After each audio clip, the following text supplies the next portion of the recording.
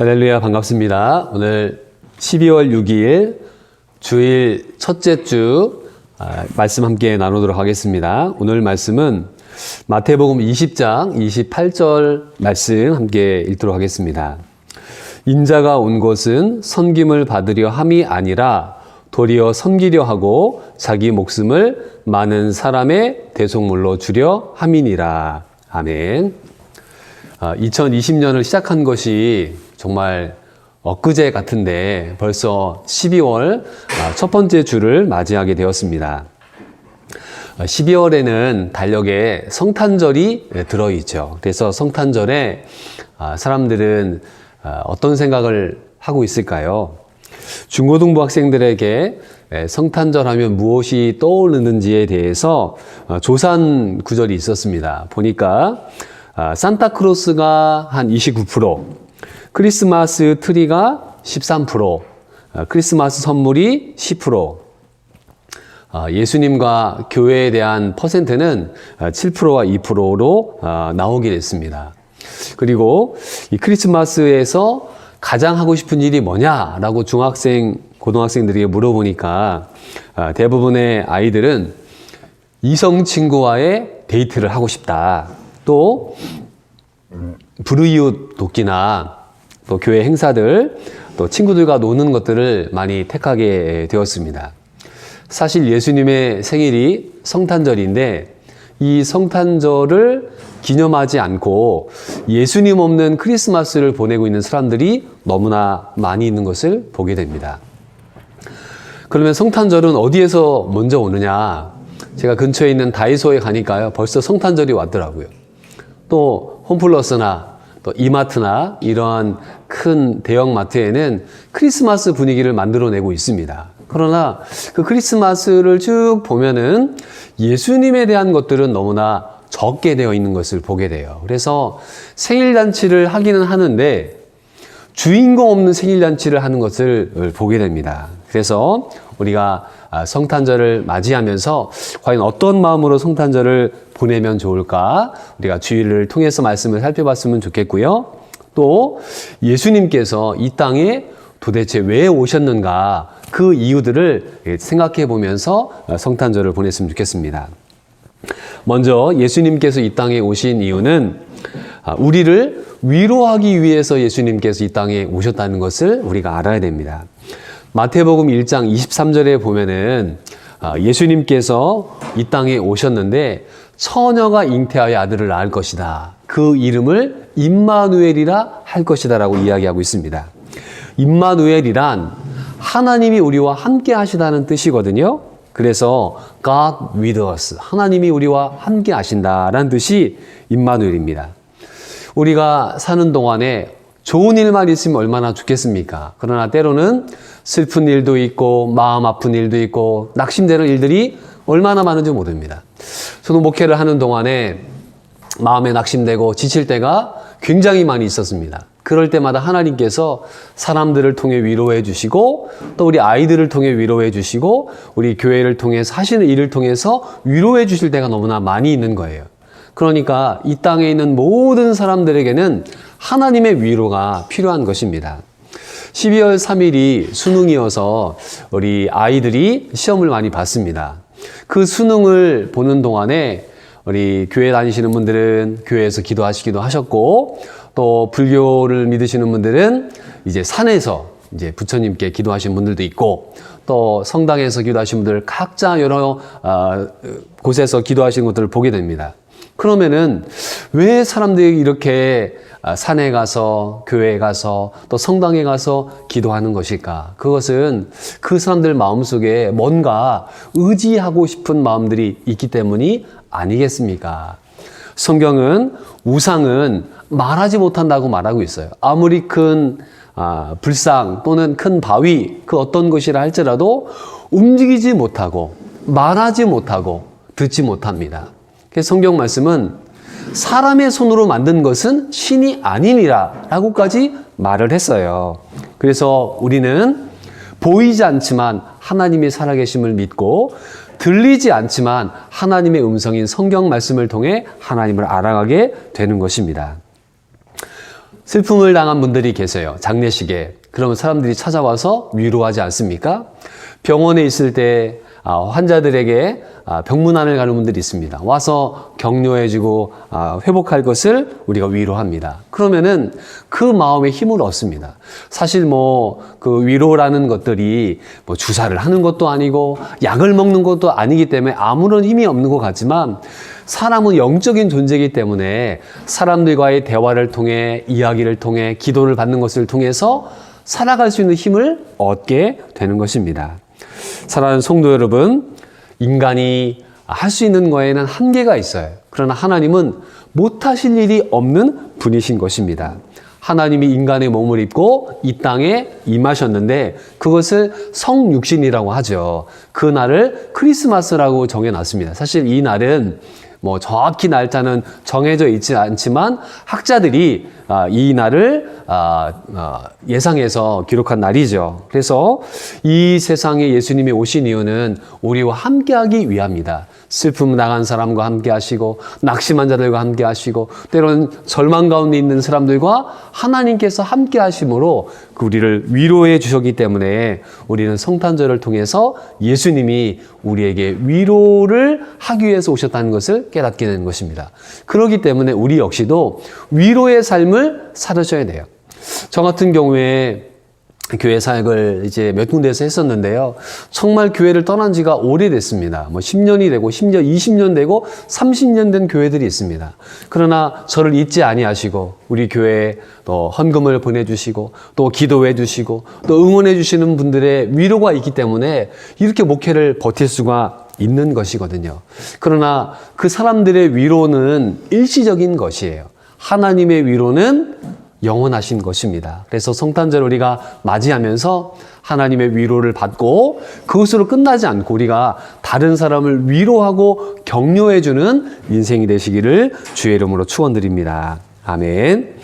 두 번째는 예수님이 이 땅에 왜 오셨는가? 예수님이 오신 이유는 자기 목숨을 우리에게 대속물로 주시기 위함이다라고 성경이 말씀하고 있습니다. 예수님은 섬김을 받으러 오시지 않았대요. 섬기러 오셨대요. 그래서 예수님이 세족식을 통해서 제자들의 발을 닦아주셨죠. 어떻게 선생님이 제자의 발을 닦아줍니까? 그 당시에 발을 닦는 일은 가장 천한 종이 하는 일이었단 말이에요. 성경이 번역되고 중국어로 강의되었을 때 중국 사람들이 예수님에 대한 이야기를 읽으면서 가장 충격받았던 것이 무엇이냐? 어떻게 선생님이 제자들의 발을 닦아주느냐? 그거는 동양의 사상으로는 이해할 수 없는 것입니다. 그러나 예수님은 하나님이시지만은 제자들의 발을 닦아주심으로 말미암아 우리에게 섬김의 리더십을 보여주셨습니다.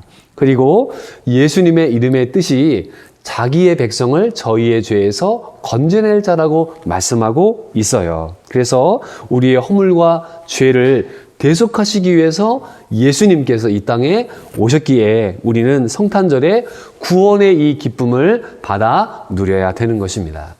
그러면은 모든 사람들이 다 예수님을 아느냐? 그렇지가 않습니다. 전도를 하다 보면은 한 번도 교회 안 간 사람들이 너무너무나 많고요. 우리 아이들도 길거리에서 전도를 하다 보면은 교회 가본 적이 있느냐? 태어나서 한 번도 교회 안 간 사람들이 너무나 많이 있습니다. 지금은 코로나19 때문에 전도하기도 어렵고 사람들을 초대하기도 어려운 시기지만 반드시 이 시기가 지나가고 우리 교회들은 끊임없이 복음 전하는 사명을 감당해야 되는 것입니다. 교회는 NGO 기관이 아니에요. 봉사할 수 있습니다. 그러나 그것이 본래 목적이 아니란 것입니다. 교회가 학교를 세우고 교회가 병원을 세우고 교회가 지역사회 일들을 할 수 있습니다. 그러나 교회만이 유일하게 할 수 있는 일이 있는데 그것은 무엇이냐? 예수님이 하나님의 아들인 것을 증거하는 것입니다. 성탄절은 우리가 예수님을 증거할 수 있는 가장 좋은 날 중에 하나인 것입니다. 어렸을 때마다 다 성탄절에 가봤던 기억들이 있어요. 그래서 우리는 이 성탄절을 맞이하면서 예수님이 우리를 구원하시기 위해서 십자가 지심으로 이 땅에 오셨다. 그것을 증거할 수 있는 하나님의 사람 되시기를 주님의 이름으로 축원드립니다. 아멘. 세 번째는 예수님이 이 땅에 왜 오셨느냐? 우리에게 평화를 주시기 위해서 이 땅에 예수님이 오신 것입니다.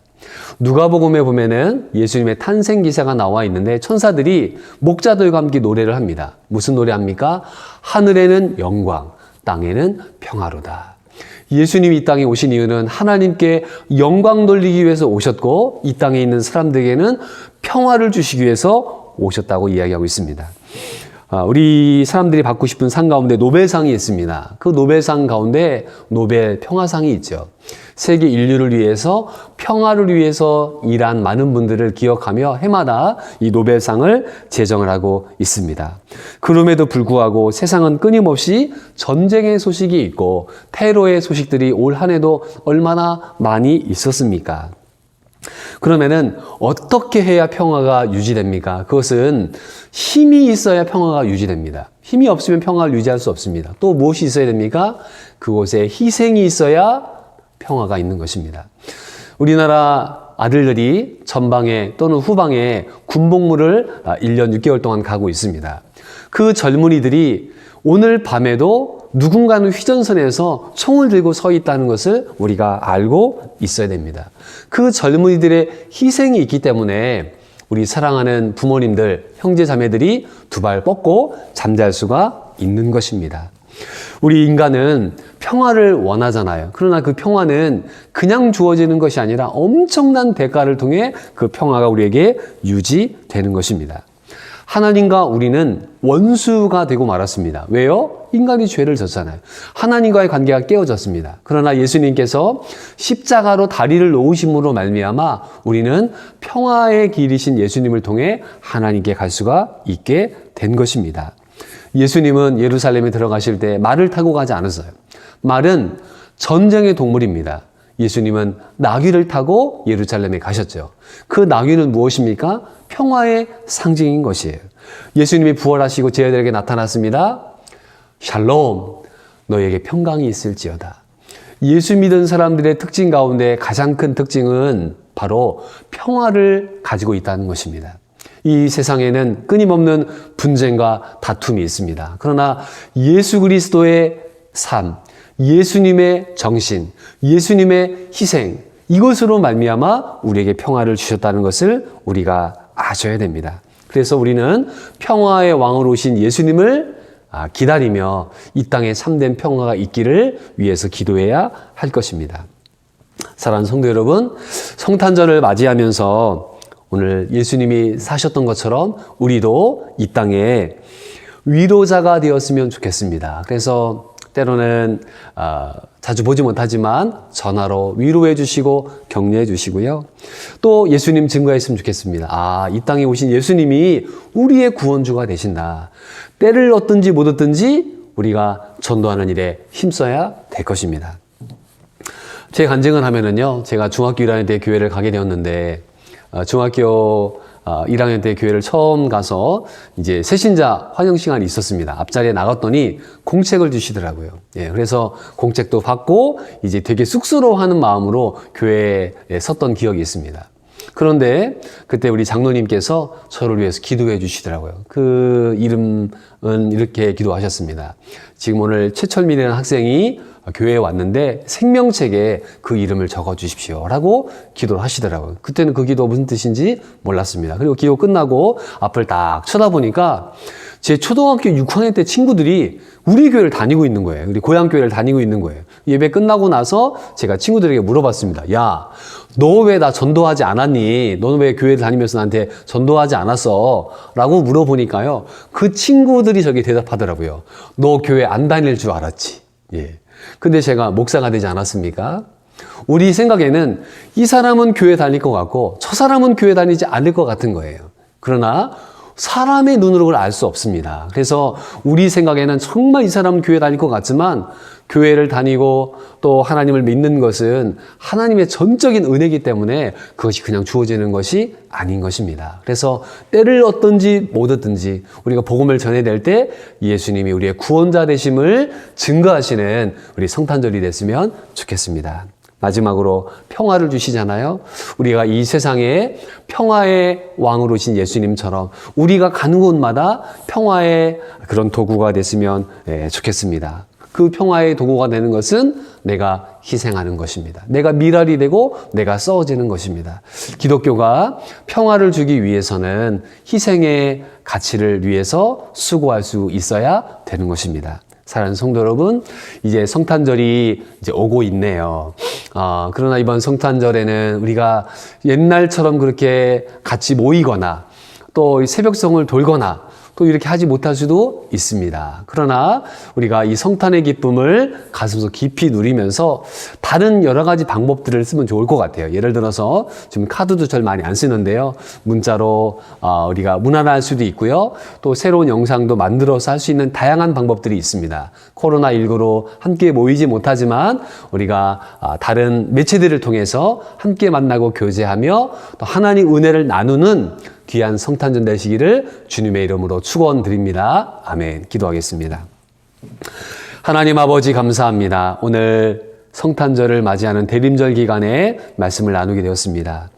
많은 사람들은 성탄절이 오지만 대목으로 보고 있고 예수님 없는 성탄절을 보내고 있습니다. 주님 이 땅에 우리에게 오신 예수님을 바라보며 주님이 우리를 위로하신 것처럼 우리 위로자가 되게 해주시고 주님이 많은 사람들에게 구원자가 되심을 증거하기 원하고 우리가 평화의 도구가 되어서 하나님 뜻대로 말씀 전하고 복음 전하는 평화의 사람 될 수 있도록 인도하여 주옵소서. 코로나19로 말미암아 경제의 위기, 생명의 위기, 신앙의 위기를 맞이한 분들이 있습니다. 주님 찾아가서 위로하여 주시고 살아계신 하나님의 역사가 우리 가운데 임하게 하여 주옵소서. 예수님의 이름으로 감사하며 기도드리옵나이다. 아멘.